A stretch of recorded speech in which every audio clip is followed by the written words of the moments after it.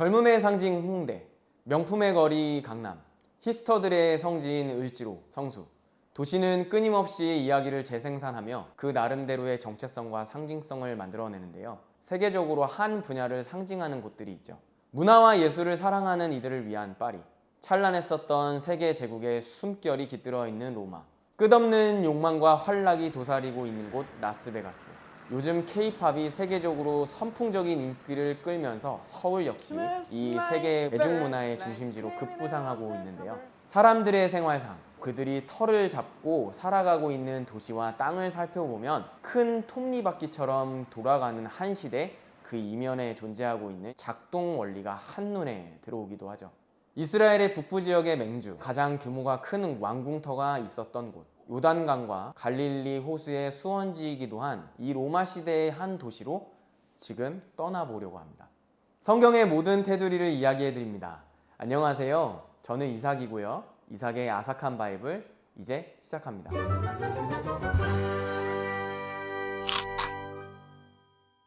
저기 PD님, 혹시 신약 성경에서 기억나는 성경 구절 있으세요?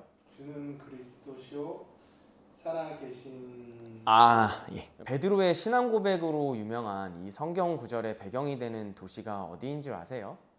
바로 가이사랴라고 하는 도시입니다. 성경 지명 중에는 가이사랴와 같이 가이사랴 빌립보가 있는데요. 지도로 보면 둘 다 이스라엘 북부에 있습니다. 그런데 가이사랴는 해안 도시이고 가이사랴 빌립보는 내륙 도시예요. 가이사랴는 헤롯 대왕이 로마 초대 황제인 아우구스티누스에게 헌정하기 위해 12년에 걸쳐 만들었었던 도시이고요. 가이사랴 빌립보는 헤롯 대왕의 아들인 헤롯 빌립이 로마 2대 황제인 티베리우스에게 헌정하기 위하여 재정비한 도시로 그가 관할했었던 갈릴리 지역의 도시였습니다. 자, 여기서 잠깐 짚고 넘어갈 게 있는데요. 가나안 땅 하면 떠오르는 수식어가 뭘까요? 젖과 꿀이 흐르는 땅. 제가 이스라엘에서 좀 가이드 생활을 했었거든요. 처음 성지순례를 오시는 권사님들 그리고 집사님들이 이스라엘에서 처음 받는 충격이 뭐냐면 끝없이 펼쳐져 있는 황량한 사막이에요. 워낙 어려서부터 이 젖과 꿀이 흐르는 땅이라고 하는 표현을 듣고 자란 우리는 이스라엘이라고 하면 여기 저기 숲도 우거져 있고 새들도 이렇게 짹짹거리고 먹을거리가 진짜 풍부한 곳이라고 생각하거든요. 그런데 이스라엘이 실제는 영토의 절반이 광야예요. 그래서 하나님이 왜 하필 이 땅을 가리켜서 젖과 꿀이 흐르는 땅이라고 하셨는지에 대해서는 다음에 다시 살펴보기로 하고요. 헐몬산 자락에 위치한 가이사랴 빌립보야말로 이스라엘에서도 손꼽히는 젖과 꿀이 흐르는 도시인데요. 개신교에서는 일반적으로 헐몬산을 예수님의 변화산 사건이 있었던 곳으로 여기는데요. 해발 고도가 2000m가 넘는 산으로 겨우내 쌓인 눈이 녹으며 이 가이사랴 빌립보를 적시고 갈릴리 호수와 요단강 북편까지 흘러내려옵니다. 이스라엘에서 몇 안 되는 폭포 중에 단연 압도적인 이 수량을 자랑하는 바니아스 폭포 역시 가이사랴 빌립보 근처에 있어요.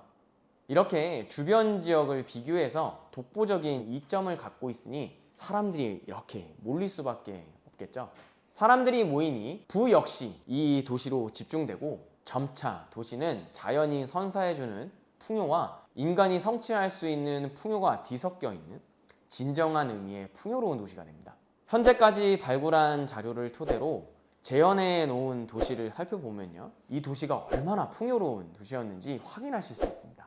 로마인들은 이 가이사랴 빌립보를 파니아스라고 불렀었는데요. 파니아스라고 하는 도시의 뜻은 목축의 신이자 풍요의 신인 판신의 도시라는 뜻입니다. 판신의 가호를 열렬하게 구했었던 이 도시, 그리고 1년 12달 소출이 끊임없이 이어졌었던 이 풍요의 상징인 바로 이곳에 갈릴리 북편으로부터 무명의 한 사람이 이끄는 한 무리가 찾아왔습니다. 그리고 이 무리를 이끄는 것처럼 보이는 이 한 청년이 이 무리를 도시의 중심부, 바로 4개의 신전이 있는 곳으로 이끕니다. 주님이라고 불러 마땅하게 여겨졌었던 로마 황제 아우구스투스의 신전, 풍요의 신이었었던 이 판신의 신전, 신들의 신이자 살아있는 하나님이라고 여겨졌었던 제우스 신전, 인간의 생사화복을 주관했었던 네메시스 신전, 그리고 베드로라고 불렸었던 가버나움 어부 출신의 한 사내가 예수님을 가리켜 바로 이렇게 고백합니다. 주님, 당신은 그리스도시요 살아계신 하나님의 아들이십니다. 이 고백은 당시 시대 정신이라고 알려져 있는 이 정신을 송두리째 뒤흔드는 고백이었습니다. 하지만 이 놀라운 고백 속에서도 시대 정신을 뒤흔들 수는 있었지만 변화할 수 있는 힘은 없었어요. 그들은 예수님을 정치적인 메시아로 여겼고 로마를 몰아내고 세울 한 정권에서 한 자리를 차지해야 할 욕망에 사로잡혔었던 이 바니아스라고 하는 도시의 시민이었기 때문입니다. 그들은 또 예수님을 또 다른 아우구스티누스, 또 다른 판신, 또 다른 제우스, 또 다른 네메시스 신, 이렇게 또 다른 욕망의 화신으로 바라보고 있었던 것이죠. 왜 크레이프 케이크라고 있잖아요. 얇은 크레페 그리고 설탕, 크림을 이렇게 겹겹이 쌓아서 올려놓아 만든 크레이프 케이크처럼 한 도시는 이렇게 다양한 요소들이 오랜 시간 동안 점진적으로 쌓여서 만들어집니다.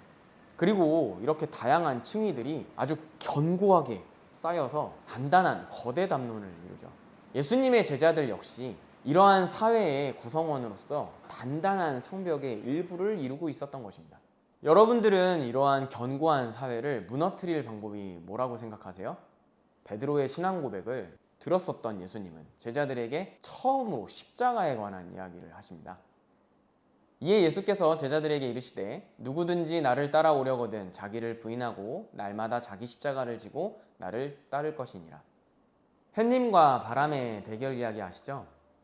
나그네의 옷을 벗기림은 매서운 추위가 아니라 따사로운 햇살이었습니다.